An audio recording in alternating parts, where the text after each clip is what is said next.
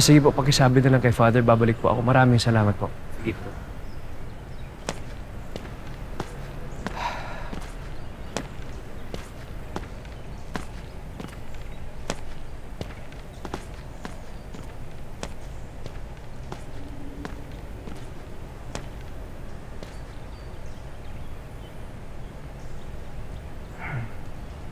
Kung buhay ang nanay mo ngayon pa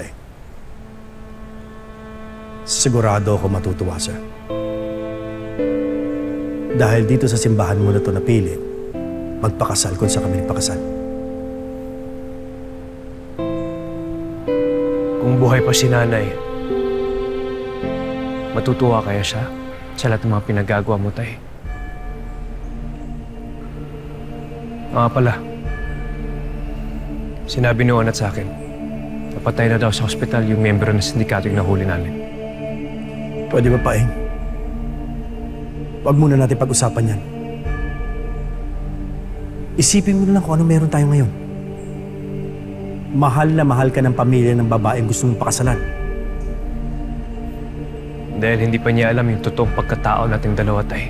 Kaya nga, Paeng, mas dapat mamproteksyonan ang sikreto ko. Sigurado ko, poproteksyonan tayo ng Golden Scorpion. Hindi tayo gagalawin. Pati pamilya ni Joanne, sigurado ko, makikinabang sa proteksyon ng grupo. Wag. Wag na wag mo itatawid si Joanne dito at yung pamilya niya, tay. Kung mangyari yun, kaya kong kalimutan na tatay kita.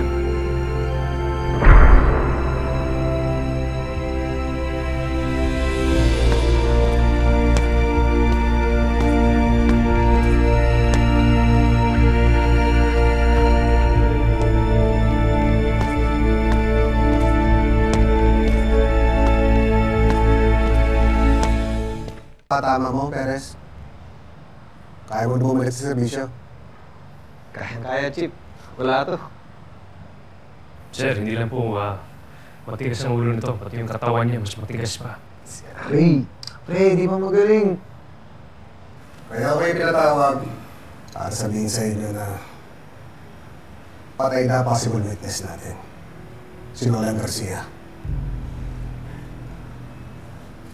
Naputo na naman yung investigation natin.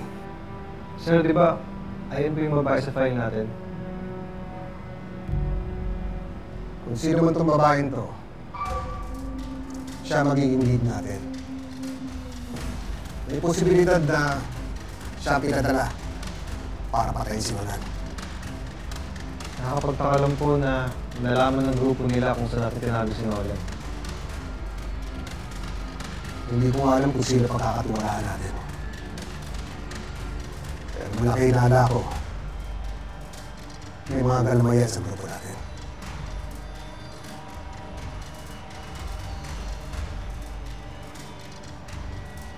Chip, ako, pagdududahan niyo ba ako eh? Ang dami ng balong sinalo ko.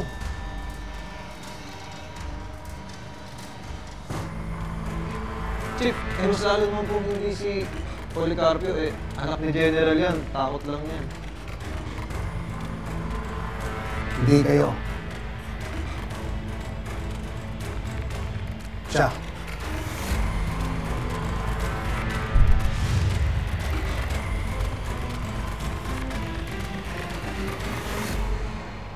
Bantayan niyo si Romero. Wala akong tiwala dyan.